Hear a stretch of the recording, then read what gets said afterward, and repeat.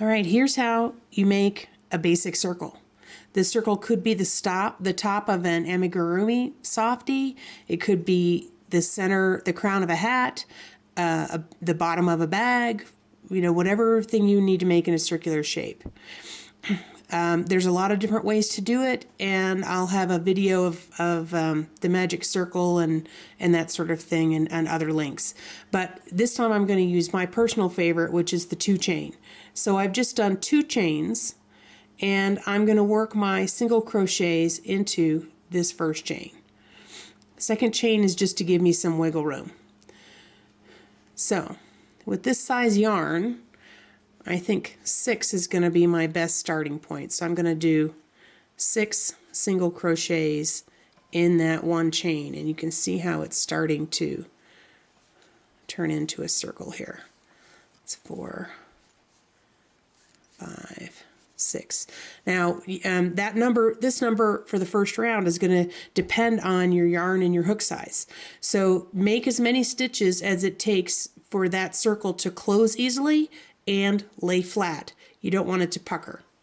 You can do that on purpose for shaping, but for right now we want to start off with the flat. So round 1 is always the number of stitches you need for it to be flat. Round 2 is going to be 2 stitches in each of those stitches. So if we start off with 6, then round 2 is going to have 12.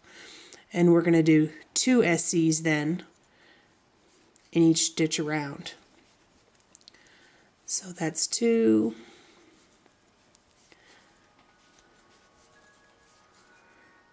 4. Sorry, I can't do this any faster, but I'm kind of at a funny angle here so that I can get the camera. I don't have to hold the camera, and you can see my work from my perspective instead of from the other side. All right, so now we have 12 stitches. It's still a flat circle, so I have the right number of stitches. If I had too many stitches or too few stitches, it would either be puckering bowl shaped like this, or it would be ripply around the edge if I had too many. So round 3 is going to be 3 stitches for every 1 I had in the first round. So the way that I do that is I just count off by 3s. Every 3rd stitch needs to be where the stitch behind it was. So we do 1, 2, 3. So this needs to be my increase stitch. I'm going to put it in the same stitch as stitch 2. 1, 2, 3. On and on around. 1, 2, 3 in the same stitch.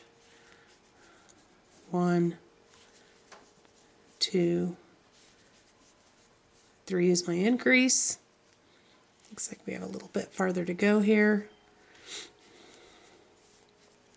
But the general idea is that no matter how many stitches you start with, whether the pattern calls for you to start with 4, 6, 8, 10, any number that they want you to use, looks like I need to do one more. The progression is going to be the same. In the first row, you have 1 of each stitch. In the second row, you have 2 of each stitch. In the third row, you're going to have 3. Fourth row is 4, so I'm going to do 1, 2, 3, 4 as my increase, on and on and on. So you can use this for lots of purposes. This is usually how I do the base of my bags. It's at the top of my beanies. You just stop doing the increases when you get to the size you want and go from there.